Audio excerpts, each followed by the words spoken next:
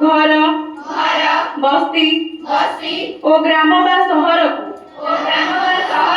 सफा सुतरा रखिबा में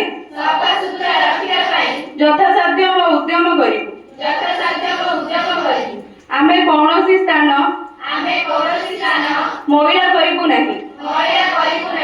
अपरिष्कार स्थान को आमे निजे एवं अन्यर साहाय्य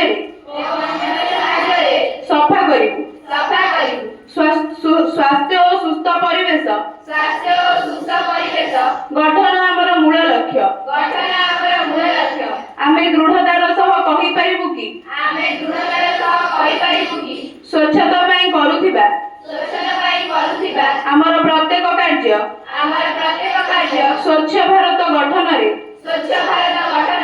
सहायक हेब।